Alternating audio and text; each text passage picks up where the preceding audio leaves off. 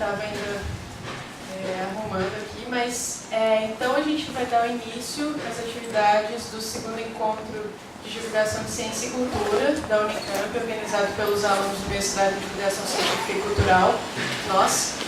E eu queria dar boas-vindas a todos vocês e aos nossos convidados de hoje, professor Márcio Barreto, que é professor do nosso programa de mestrado, e a Tereza Mello, professora da UFSCar, e o Reinaldo Lopes, jornalista da Folha de São Paulo.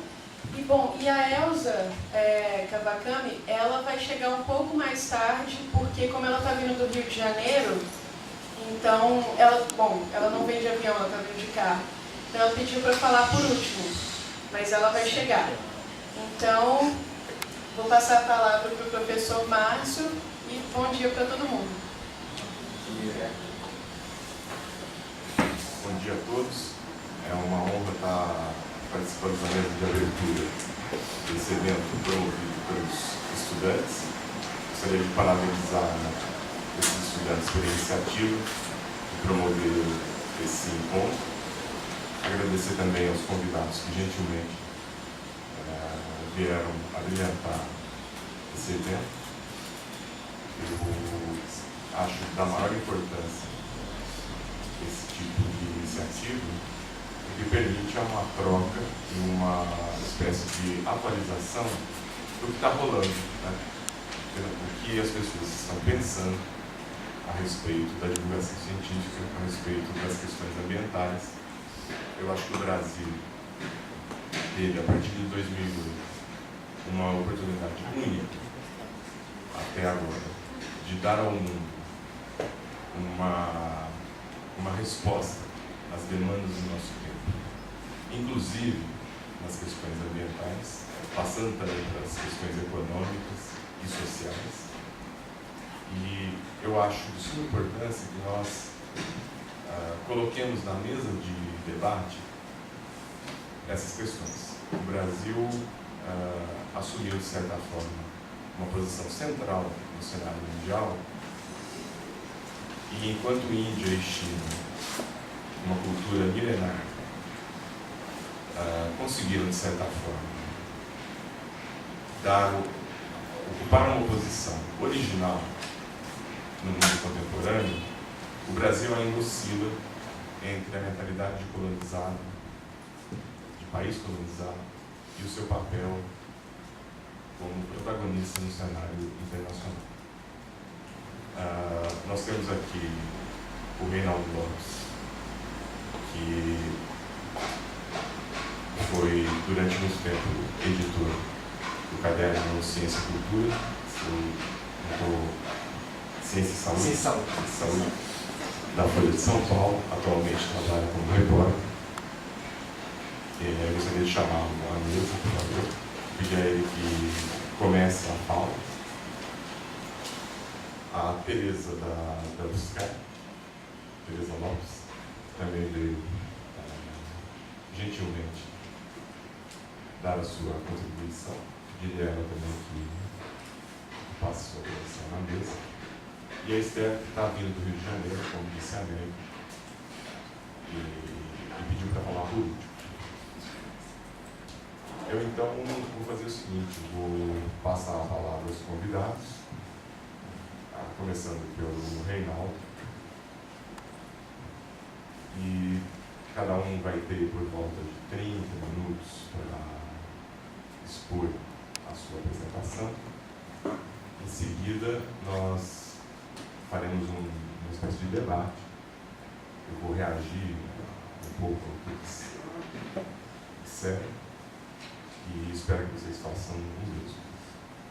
Então, novamente, muito obrigado. Reinaldo, eu passo a você a palavra, então.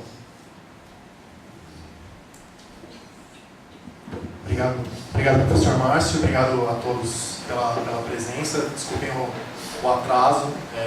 Vou precisar perder um pouquinho para São Carlos. Também não ajudei muito, não expliquei direito como ele chegava na minha casa. Mas tudo bem. Vai ser um pouquinho estranho, porque eu estou acostumado mais a falar de pé e ir mexendo aqui o PowerPoint. Vocês vão conseguir ver a minha apresentação e eu não consigo dispensar a muleta PowerPoint, infelizmente. Então, espero não ser estranho demais aqui na hora de falar. Eu fiz esse trocadilho meio bobinho aí no título da minha apresentação, mas a ideia é mostrar um pouco, como a Meg me disse que a temática estava um pouco voltada mais para o lado ambiental também, mostrar um pouco como é que é esse dilema entre questões científicas, questões ambientais e questões políticas e sociais quando a gente está trabalhando na grande imprensa hoje. E que a gente fica meio no mato sem cachorro ou na mata sem acordo, para usar a terminologia dos acordos climáticos, os acordos de biodiversidade, que nunca ninguém consegue fechar porcaria nenhuma nesse planeta sobre esses temas, aparentemente. Então, a ideia é um pouco contar como é que é duro enfiar o pé nessa lama todo dia trabalhando num grande jornal diário. Só falando rapidinho para vocês, para quem não me conhece, minha experiência, meu histórico. Eu me formei na ECA, lá na USP em 2001.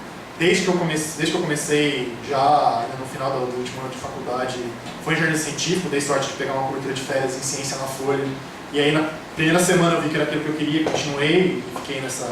Desde então, já vai fazer 12 anos, acreditavelmente. Comecei na semana de 11 de setembro, trabalhando no jornal. Fiz um infográfico, super legal, divertido. Alegria e diversão. Eu devia fazer um infográfico para explicar por que as torres caíram. Na Folha, você tem que explicar por que as torres caíram.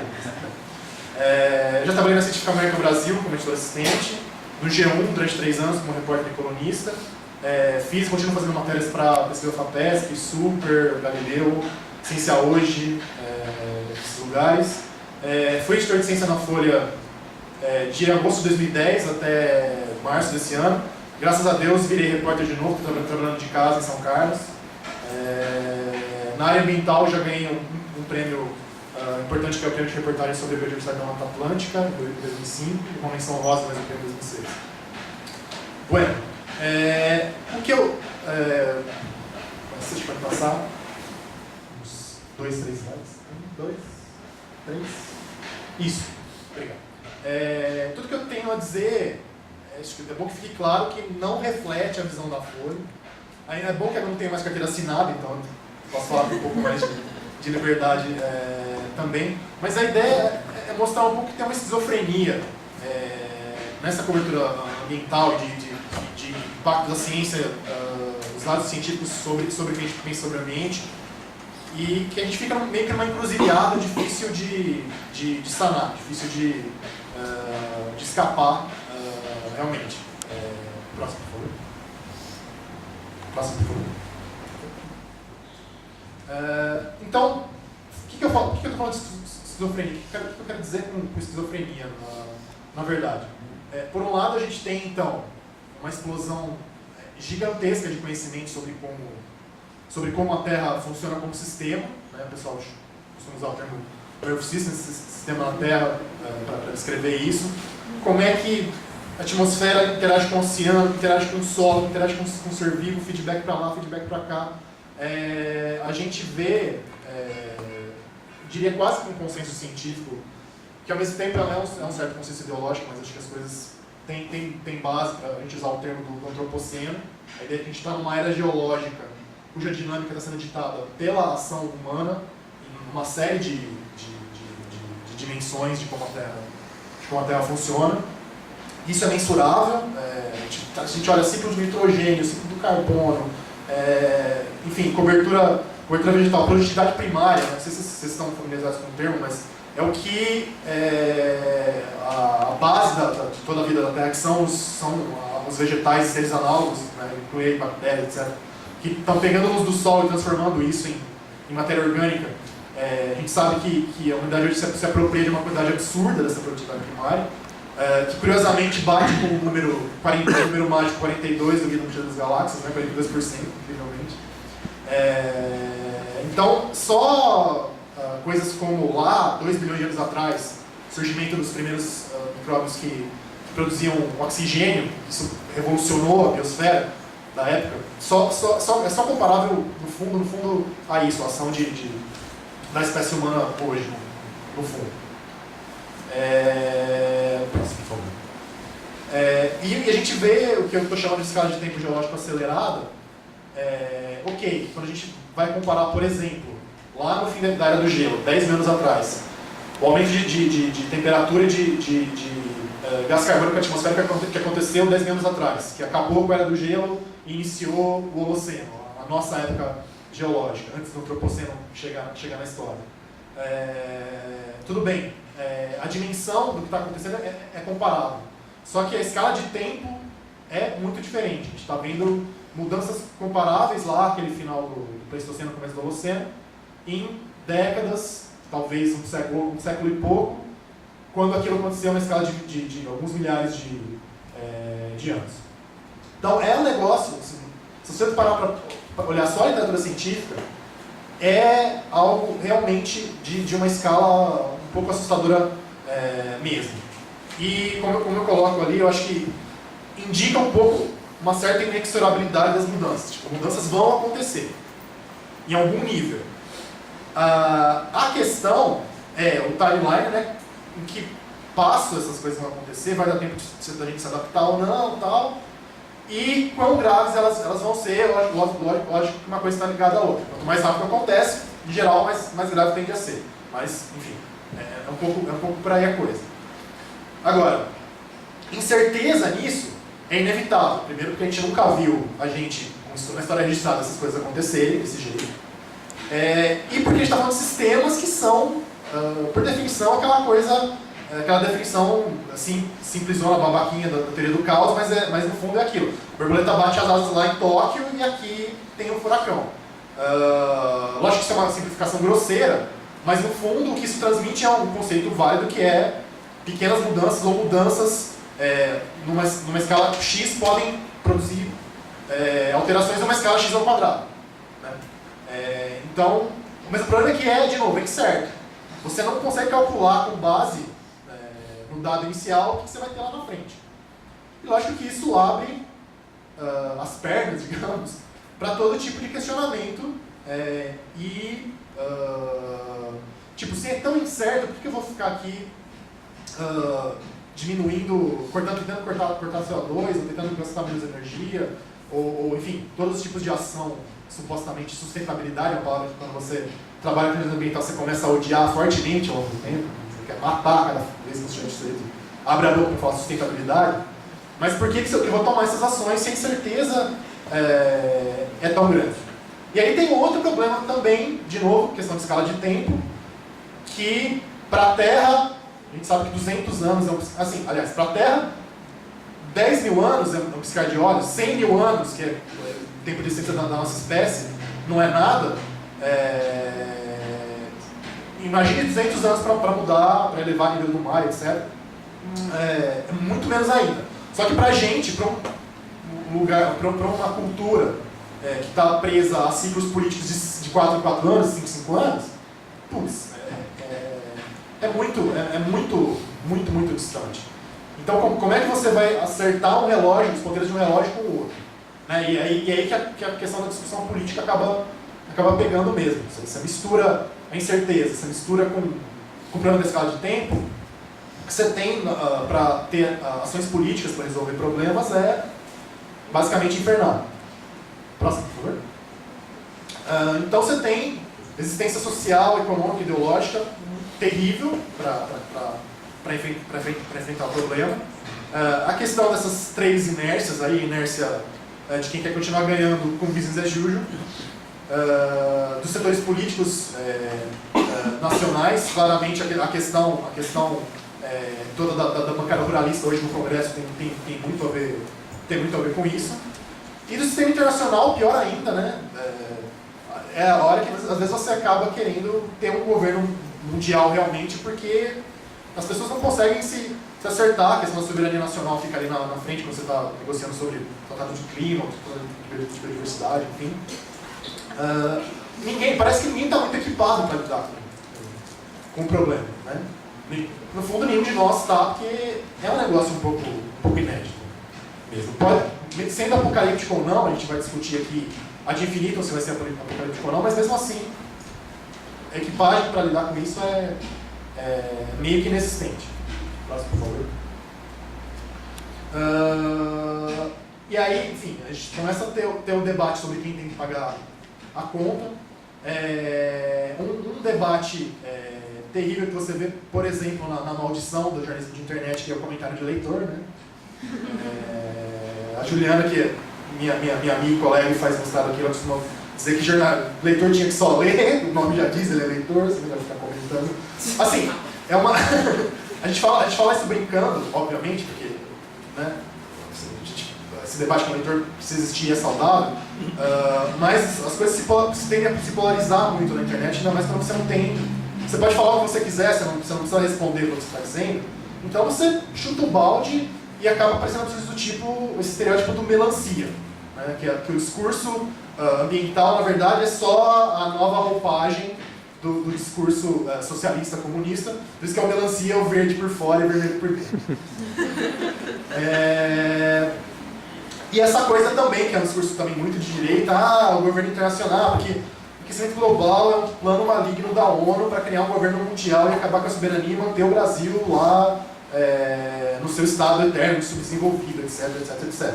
As pessoas, quando falam isso, não percebem, por exemplo, que quem mais resiste esse discurso são justamente os Estados Unidos, que já estão lá em cima e tal, mas enfim.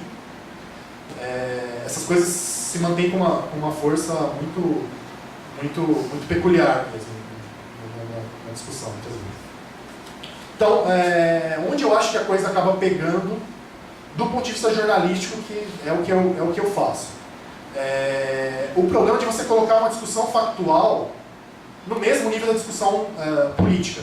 E isso, não sei quem já trabalhou em grande imprensa aqui, ou quem pretende trabalhar, enfim, as perspectivas de vocês aí, mas você enfiar isso na cabeça das chefias do jornalismo, que são pessoas basicamente treinadas para lidar com política e economia, mas principalmente com política, é muito difícil.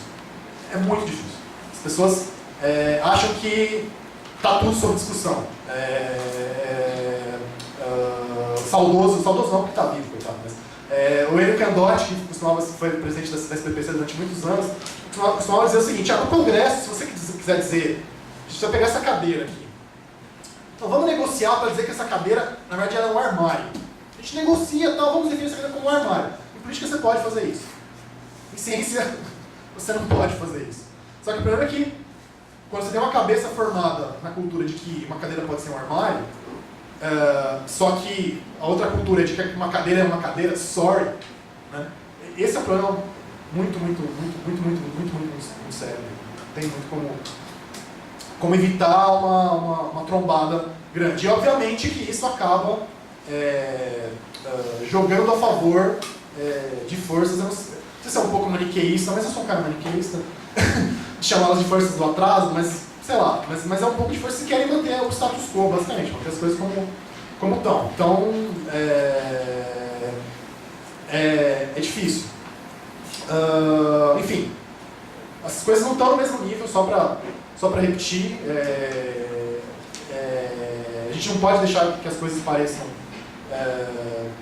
a discussão política, porque elas não são. Não sei se você mudou de slide, mas próximo.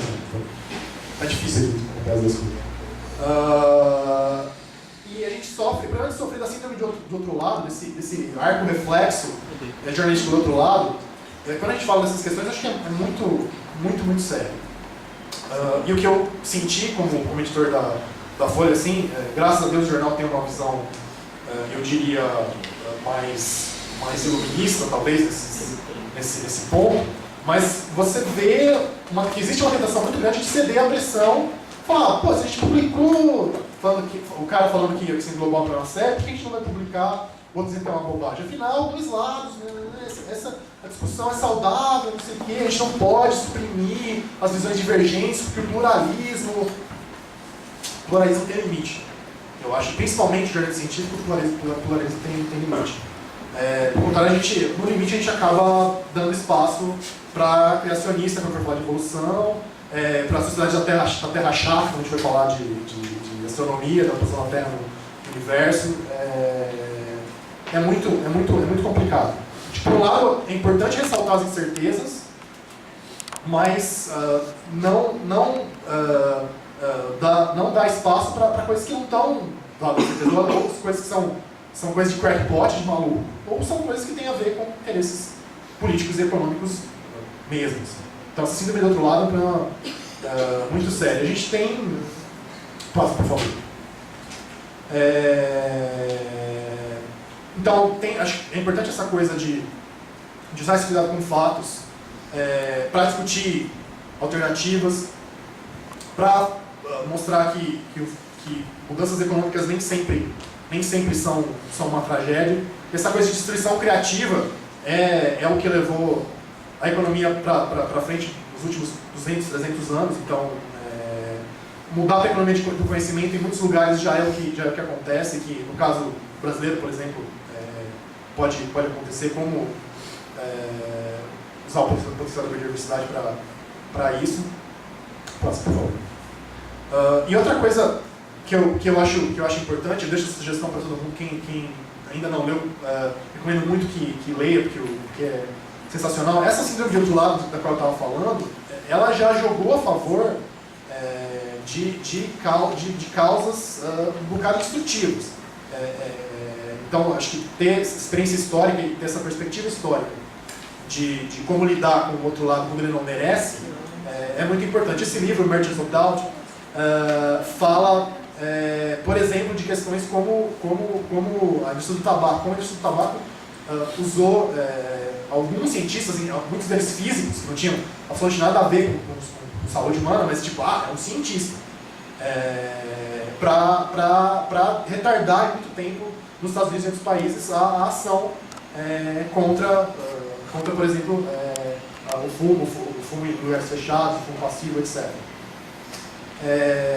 Então, essas lições históricas acho que são importantes da gente levar em consideração. E quando eu vejo, era um monte de físicos lá, curiosamente os mesmos físicos que negavam os males do cigarro, passaram a negar a realidade do aquecimento global. Eu acho, no mínimo curioso.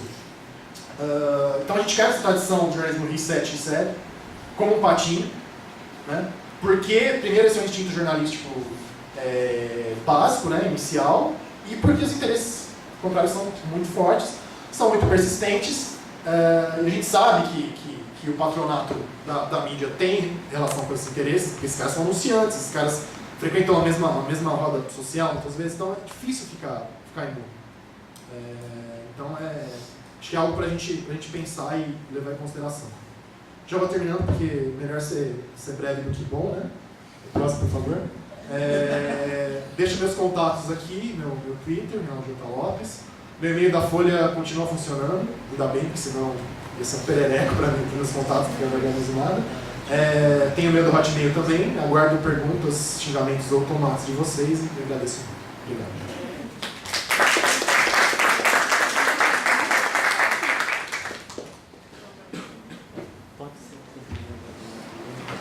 Muito obrigado, Reinaldo. Eu tenho uma questão, mas eu vou deixar para depois. E acho que a gente poderia ouvir os três palestrantes. Então eu vou deixar para depois. Aí eu aproveito e coloco uma questão para ele. E depois a gente abre. Eu acho que seria interessante a gente ouvir os três, porque daí a elaboração das questões fica mais precisa. Pode ser assim? Eu passo então a palavra para a professora Teresa Mello, da Universidade Federal de São Carlos, campus Sorocaba. Vamos esperar lá, Elza já chegou? Não chegou. Então, a professora Teresa Mello vai fazer agora as suas considerações. Muito obrigado por ter vindo. Só uma observação, acho que depois vai abrir o microfone, mas também quem quiser optar pela pergunta escrita, só levanta a mão que eu levo o papelzinho aí, tá bom? Bom dia. Eu que agradeço, viu, o convite de vocês. É bom estar aqui. A gente é vizinho, né? Sorocaba e Campinas, a gente é vizinho. Nós temos lá no campus, o Piscar Sorocaba, vários professores que foram daqui, né? Pesquisadores daqui. Então essa nossa proximidade é quase que natural. Obrigada. Bom, depois da minha fala, e não sei como será a da Elza, né, que eu estou importando, vocês façam as amarrações que conseguirem fazer. Reinaldo, né? Bom, assim como o Reinaldo, eu sou filha da ECA. Minha formação inicial foi letras, iniciou em 1900 e bobó virgem, mais ou menos. E depois eu fiz pós-graduação, mestrado e doutorado em Ciências da Comunicação na Escola de Comunicações e Artes, da Universidade de São Paulo. Eu trabalhei lá numa outra perspectiva, que é a perspectiva da eletrocomunicação, sobre a qual a gente vai conversar daqui a pouquinho. Bem, na UFSCar, eu faço parte do Departamento de Ciências Humanas e Educação, e a gente tem lá no departamento